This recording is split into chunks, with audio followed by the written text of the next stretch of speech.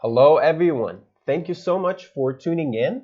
My name is Dr. Sam Omar, and today I chose a completely different topic.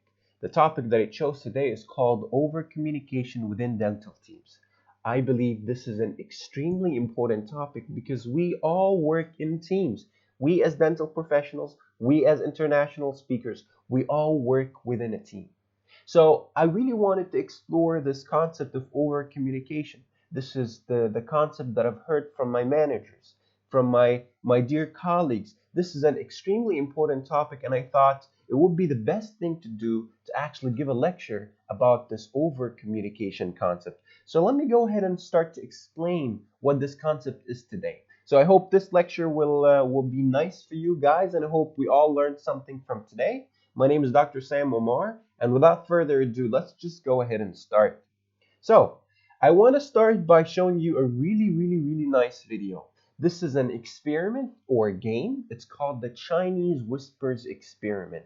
And let me go ahead and start the video and show you how this game actually works. So, the game starts by one demonstrator will show one movement, and this movement will have several components to it. It's a slightly complex movement. Here, we'll see that the demonstrator already showed what the movement is. And then what you do as a player, you turn on to the next person and you show them exactly what the move is. And it's a pretty fun game. But the idea behind doing this Не, не is може по два пъти. how do we tell people all the information and how can we be very emphatic with how much information we actually deliver. So you see here, this person is doing the leg movement and he's doing the motorcycle movement, and that's it. And then he moves on to the next person, and then the next person will do the same for the next person, and so on. So it's a super fun game.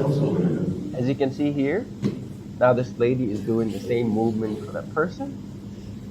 Okay, so she did the leg movement, she did the hand movement, and now this person will do this for the person in front of him, and he will only do the hand movement and forgot to do the leg movement.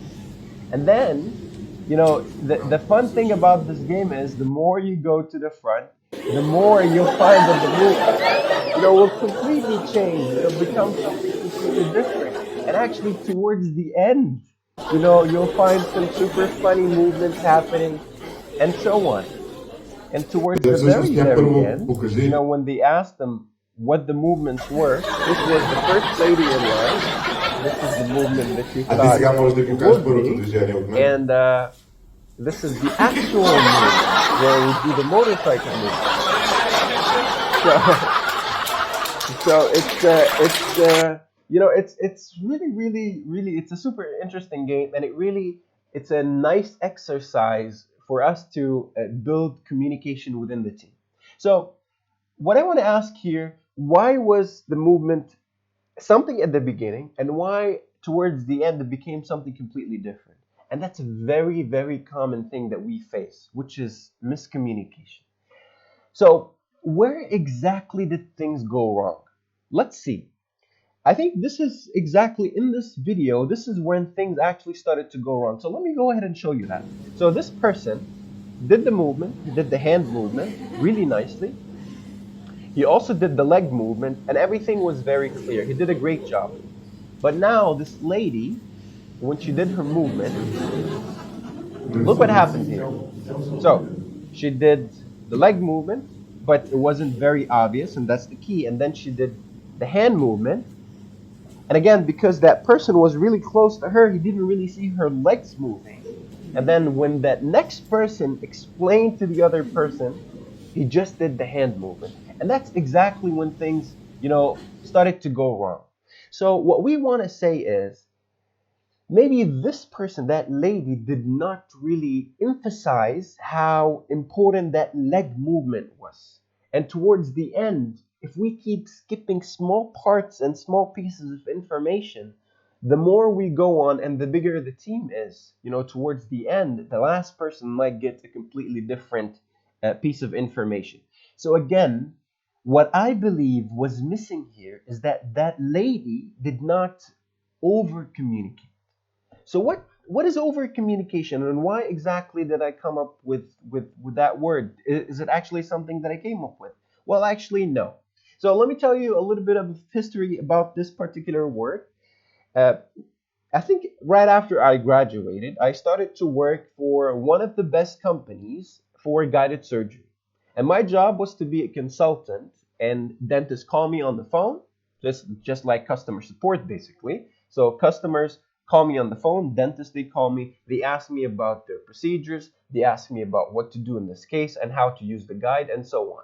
And basically what I do is I do the online review sessions with them, and then what we agreed on together, what me and the dentist agreed on the session, I move it to the next person who's going to start to design the guide. So basically, we used to work in a team. So I receive the case from somebody, I review the case with the dentist, I move it to the next person. So really worked in a team. And you know what? We had a lot of problems. We had a lot of problems at the beginning. Sometimes, guides don't reach the customers in time. Sometimes they get, a guide that is made for a completely different surgical kit, and all these different types of problems. Until my manager came and said, we have to over communicate. And this is what Dr. Cotter, my former manager, used to say, who was a true leader. And he used to emphasize the concept of over communication. He used to say, guys, over communicate, over communicate, over communicate. And why is that? Because more is always better than less when it comes to communication. So that's when I first heard that term, over communication. And then I started to think about this. Is there such thing as an over communication? Is it a common word? Is it a concept that is being used very often? And I did my research. So when I did my research, I actually didn't find a lot of information. I did all my research and I find, yeah, a few articles. Some are good, and most of them are actually quite bad. So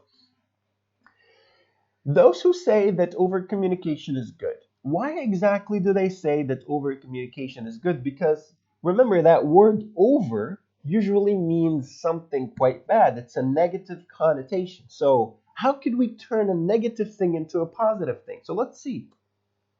So, according to some people, what they say is, why do you need to over communicate? Number one, because the fact that you understand something does not necessarily mean that everybody else does. And some people are just too shy to admit that they didn't understand. So if you repeat something is actually the right thing to do. So that's number one. What else? The listener might not, have heard, or maybe he just misheard what you said, especially right now where we have a lot of distractions around. So that's one thing to keep in mind.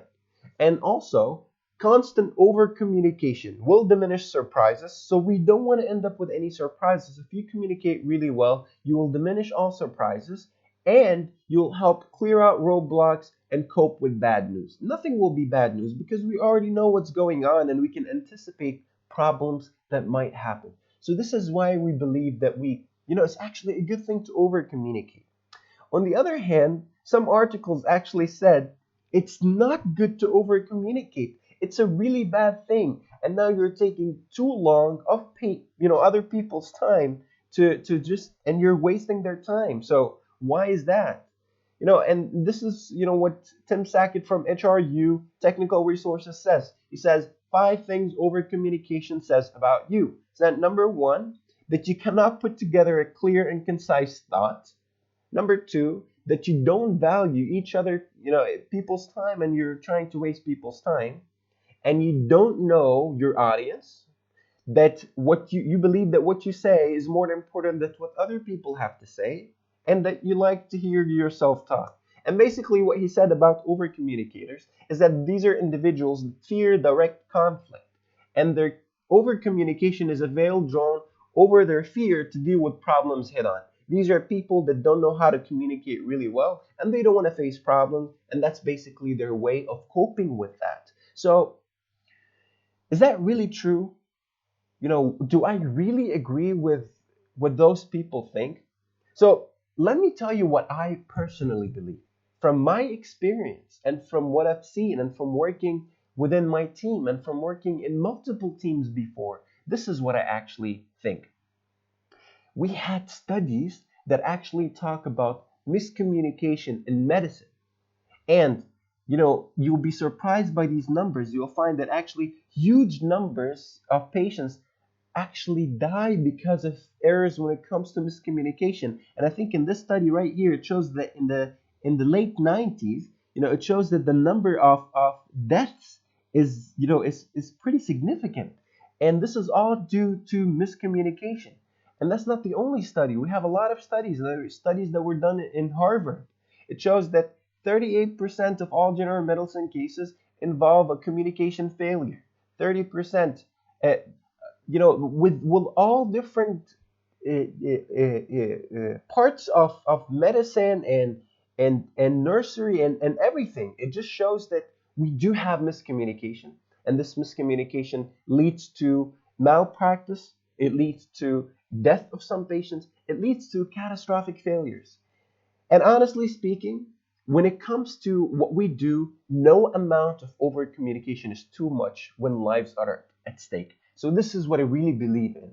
We need to communicate better, and we need to communicate really, really, really clearly. So what do I think? If we need to have the task done, there's absolutely no risk in over communication. There is a risk in not communicating, but there's no risk in over communicating. So have that as the main thing, and have that as the rule. And also remember that not everybody has access to the same information you have. So you need to make sure that you share your information with the rest of the team and share it often. Constant over communication will diminish surprises while helping clear out roadblocks and cope with bad news. And over communication in today's environment, with all the distractions around, may become the rule rather than the exception. And that's what we have to start thinking about. But now, the key to over communicate properly, this is a great concept, but we need to do it right. How can we over communicate properly? There's a recommendation that I heard, which is some people recommend following this rule. So your top subordinate needs to be told the message only once. Okay? Your second most competent subordinate could be told the same thing twice. Your least competent subordinate may need to hear that same message 3 or 4 times. Because, if you think about it, airplanes don't all fly the same speed, and we have to know who we're talking to. So that's a really nice tip. What else can we do? What we could do is also write rules rather than just talk about rules. It's really important for us to write down rules. The reason why is because written policies are really respected, and they promote consistency because people get the information from the same source, and they help avoid unpleasant confrontations. If something goes wrong, get that person, show them the light, show them the list or show them the written sign, and that's pretty much it. There's no need for an unpleasant confrontation, and I think it's not the best idea to confront something or to talk to someone about a rule if it's not written down. So writing down rules is the key to communicate properly. What else? If you read a message, if someone sends you a message from your team, just reply with a simple okay. Just let the person know that you did read their message. And that's really important. Don't leave people hanging. Maybe they want to do something else. So that's really important as well. When you receive an email, let's say you don't have enough time, or you just need a little bit more time to get the right answer to that person. The key is to acknowledge that you received the email. Just say, Sam, thank you so much for your email. I received your email, but I will get back to you in X number of hours. That will make life easier. And again, this person will now move on to doing another task. And now this is how we become pretty efficient. If you send an important message or an important email, just label that important or attention or urgent. It makes a big difference. And this is how you get people to actually read your email. But don't label every email really important, because not every email is that important. But this is a pretty a nice thing to touch upon. And in case of miscommunication or conflict, if you have more than 2 emails, let's say I'm sending an email, this person did not fully understand and he got upset for some reason. Remember that only typing things down is just a very small amount of communication. So miscommunications might happen. So in case miscommunications happen with written communication messages or emails, pick up the phone and talk to that person and clear out any miscommunication. It's really important. Rather than sending a lot of emails back and forth, just pick up the phone and make things right, make things a lot easier. And remember these things. Keep it simple. Over communicating does not mean communicating everything and communicating too much. It just means communicating the right things effectively. And that's the key word. We need to emphasize the important things, and we need to tell them to the right people, and we need to tell them in the right way. And remember, less is more. Tell people the information in the way that they can actually understand. Remember, think early and often. Speak with your team. And if there's something that you don't fully understand, ask questions and ask follow-up questions. That's really important. And remember that even if you do everything right, surprises are still okay. It's impossible for us to live in a world without any surprises or bad news. The key is for us to know and to be updated with the information very often. And when we do that, surprises aren't so bad anymore. And remember this, over communicate. It's better to tell someone something they already know than not to tell them something that they need to hear, especially for us, for doctors, for teams that are dental teams or medical teams. This is extremely, extremely important. Last but not least, teach your team ownership. And remember that we're all in this together when it comes to teams. Thank you very much